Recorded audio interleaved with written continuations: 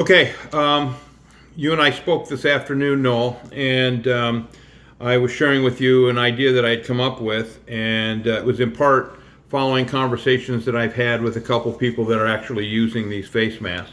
Presently, this is the kind of face mask that you and Michael had sent over, and it's got the flat elastic on the end. And you and I discussed some of the issues about it being very scratchy in the back of the ear, and it pulled my ear way forward, even on the large one.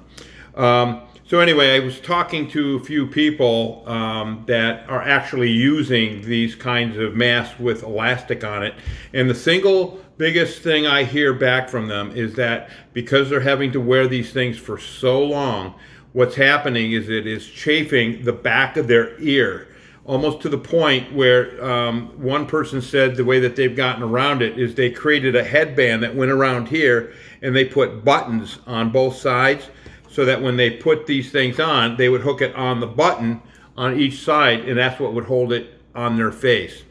Well, when I was considering that problem, I'm also considering the problem of lack of availability for this material. And so what I came up with was the idea to use basically trim type material. And that's what this is. This is 1/8 inch trim, and it is 100% polyester. It has no give at all. It's just a very, very soft and strong cord.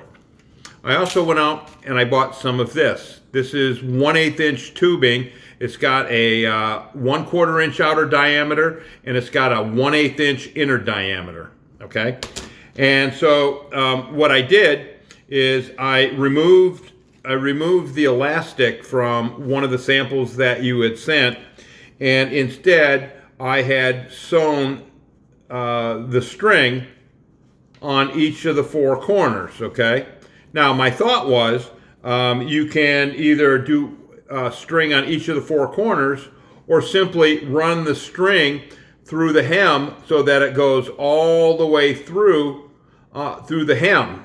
And from a speed and productivity standpoint, that may be the fastest way of doing it, just sewing in a piece of the string instead of doing each of four corners. The other thing that I've noticed is that on the nose piece, this wire does form nicely to your nose, but since I've been working with it, I'm noticing that it seems to be getting weaker and weaker. So my thought was maybe putting two of them in, or use a heavier duty wire, one that might be a little bit thicker. Okay, but anyway, that was the idea of using the string. And then the purpose for the tubing is that you take and you put the string through the tubing. Now, one of the things I discovered is that the longer this tube right here, the more internal drag you have on the inside, and it has a tendency to stay tighter against your face. If it's shorter, there's less drag, so there's more of a tendency for it to loosen up on your face. So I found a 1/2 inch, 3/4 of an inch seems to work really, really well at this particular moment. So the way it would work is you'd put it on your face,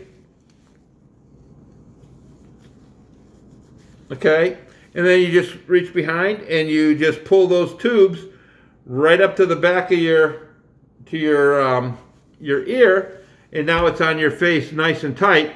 I don't have anything chafing me because it's got a soft thing, and it's just touching the end of the tube, and you don't even feel it.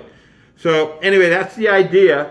And then, of course, as we discussed, I thought it would make sense to maybe go just a little bit wider on this face mask so that whatever material we wind up using, we may be able to get away with using a little bit less of the string, or in the case of elastic, the elastic that might go around your face.